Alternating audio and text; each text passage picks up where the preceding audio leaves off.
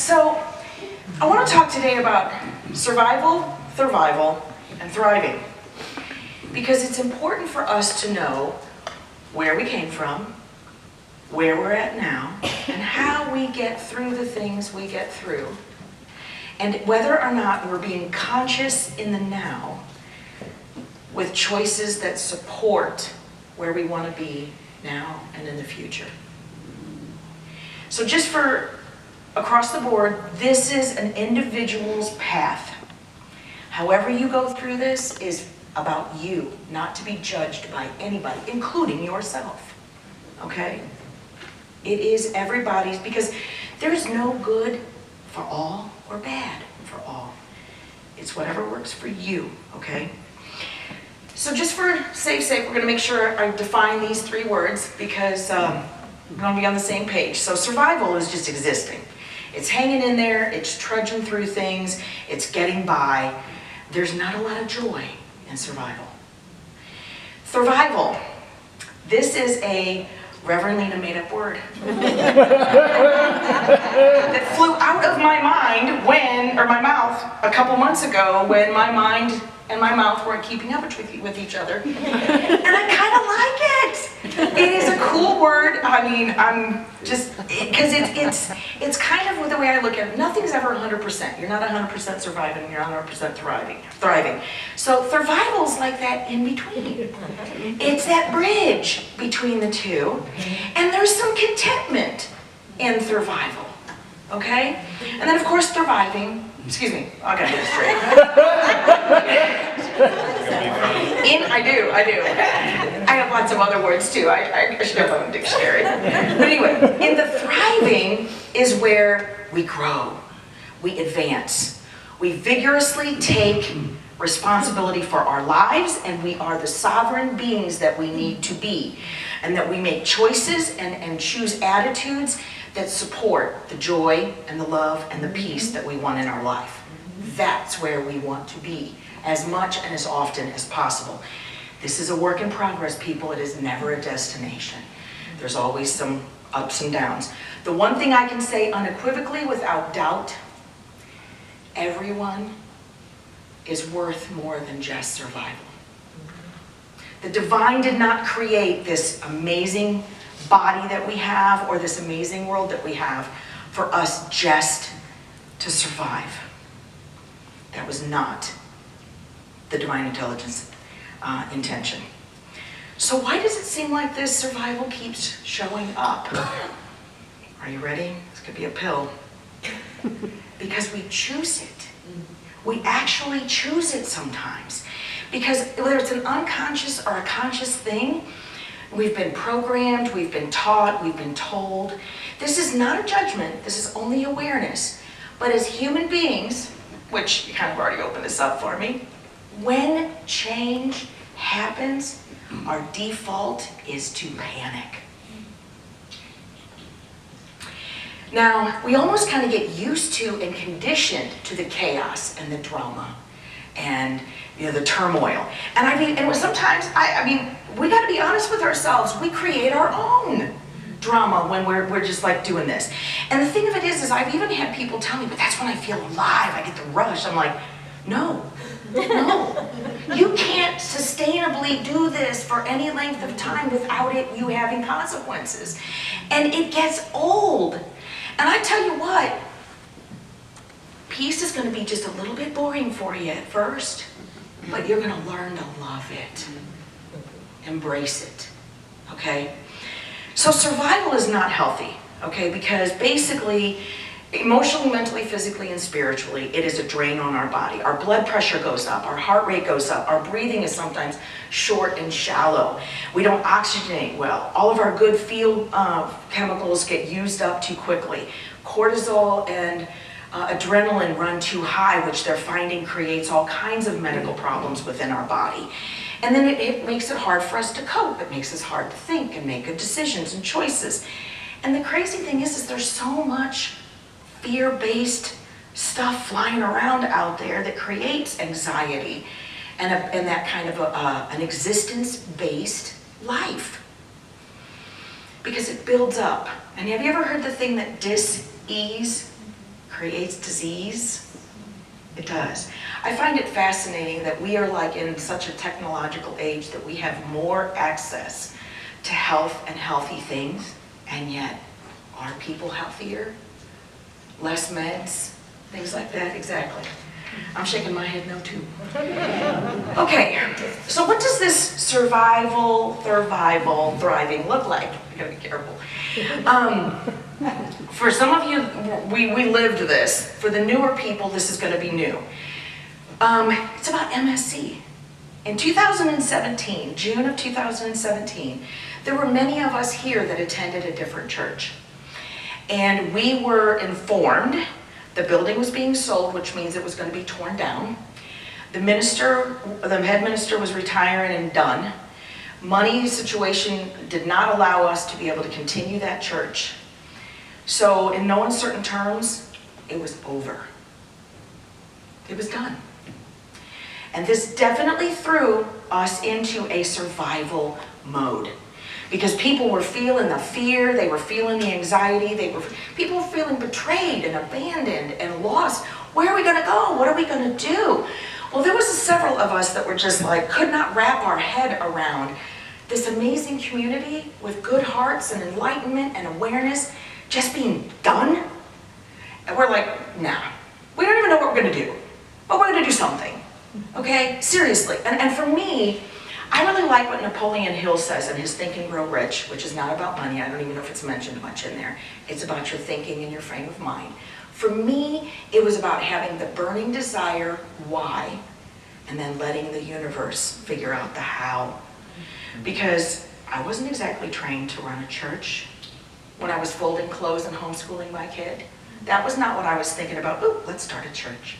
And I want you to know we had 7 weeks from the time we found that out until we had our first service.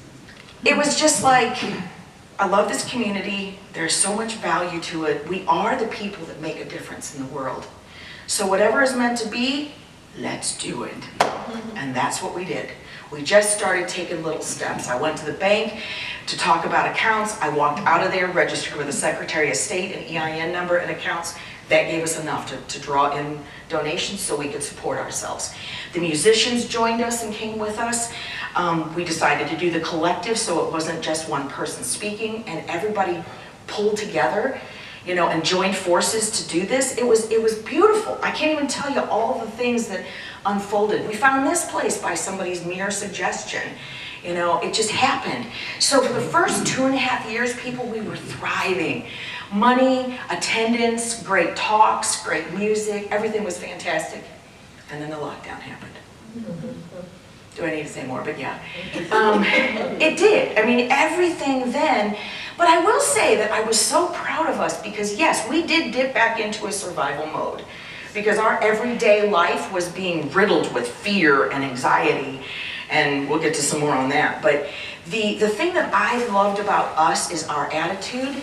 We all immediately started Zooming, and everybody had this amazing sense of gratitude to be able to stay connected and to keep doing that. It was just, so I think that we teetered between survival and thrival during that time, because together we survived. You're right, I love that word. Okay, so I know, someday. So the next thing I want to talk about is a little different, but it affected everybody, and it's the actual lockdown itself. Do you realize that just in the last week or so, we just went by 5 years for when it started? No. 5 years. Yeah. So I want to get this straight. What I'm going to talk about is not about what was right or wrong or good or bad or what people should have done or not should have done or whatever, anything like that. I want to focus on the survive, thrival, and thriving through this because it's how we deal with things. This threw us into a really severe survive mode than we probably ever have been. There was so much fear and so much unknown, and it was crazy making. Everything, from every direction. I mean, I felt like, Okay, you were gonna die if you got the vaccination. You were gonna die if you didn't get the vaccination. You were gonna die if you got COVID-19. It was just die, die, die, die, die. I'm like, how do you try to pull above this? Seriously. And everybody had their stats and their numbers and their reasons and their rationales. Who do you believe? What do you do? You know, you're getting fed all this outside stuff.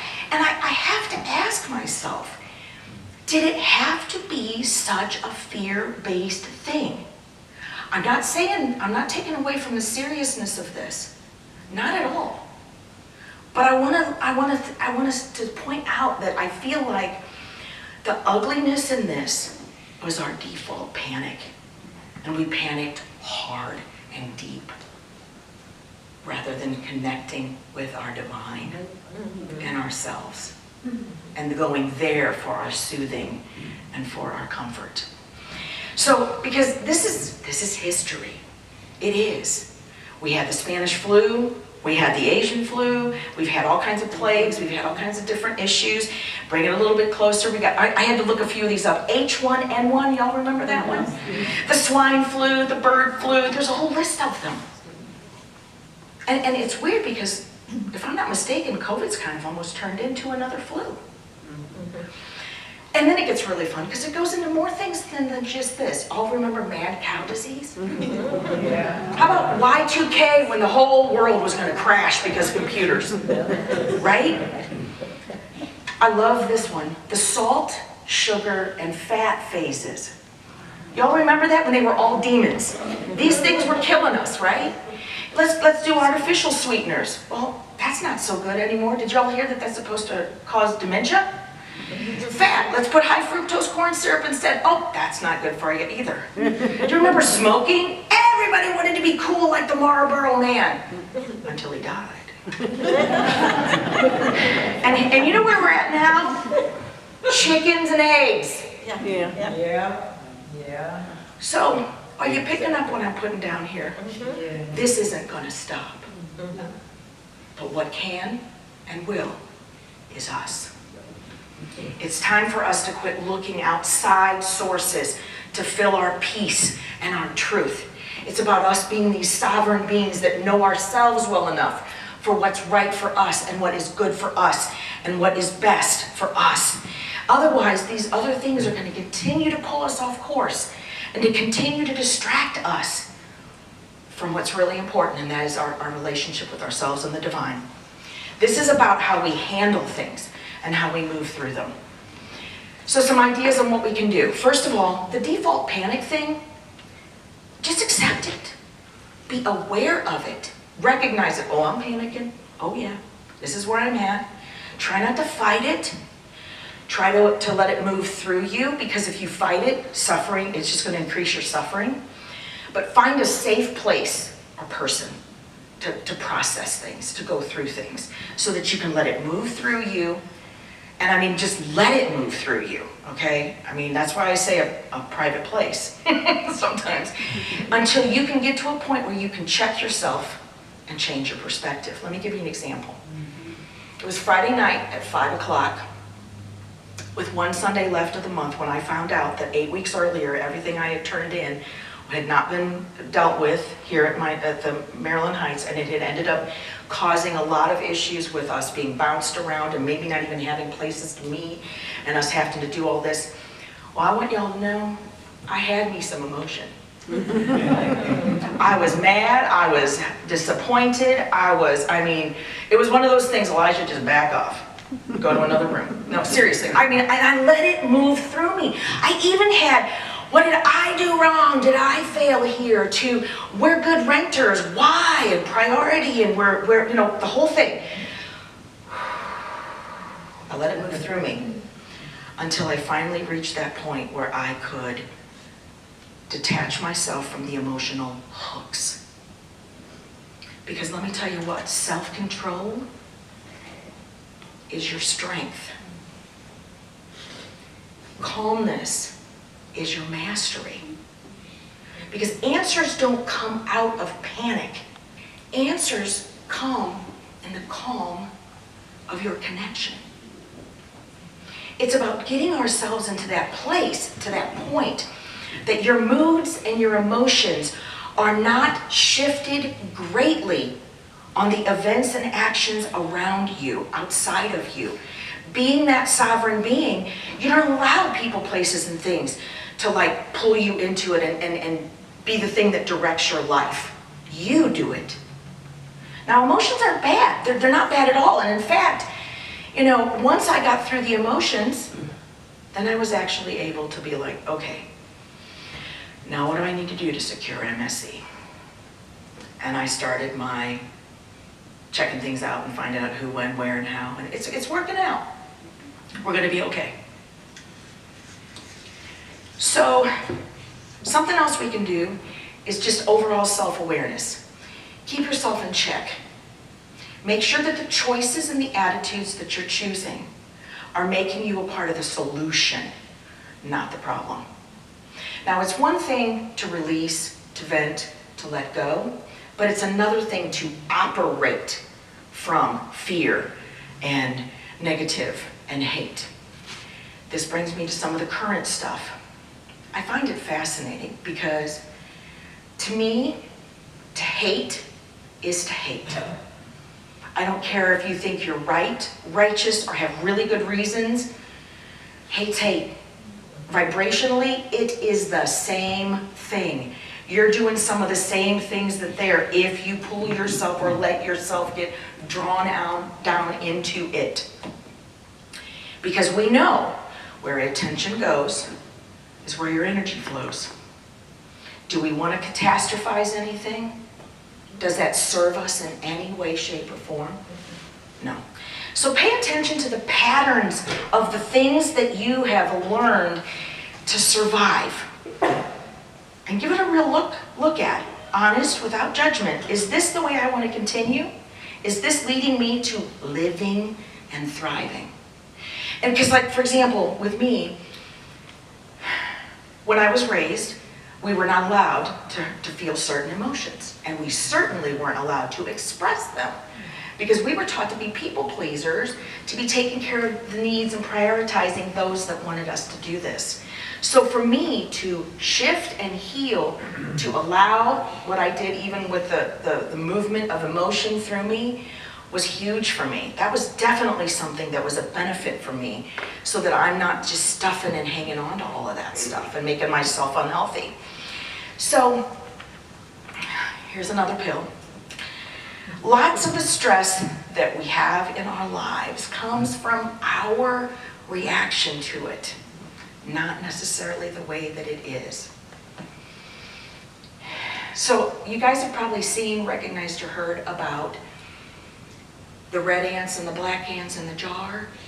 How they put 100 red and 100 black that were naturally enemies in a jar, expecting them to have problems. But you know, they just kind of went about their thing and lived their life. Until somebody shook it. When they shook the jar, all those ants knew to do was panic and fight to survive. And they didn't even know why or who or for what. And the sad part of it is no matter who was left standing, they were losers. Because everybody's a loser in that situation. So this is the deal. Who's shaking our jar? And how are we reacting and moving through it? Are we realizing and aware that, you know what, somehow, some way, everything always works out? It just does, sometimes even better than we ever imagined.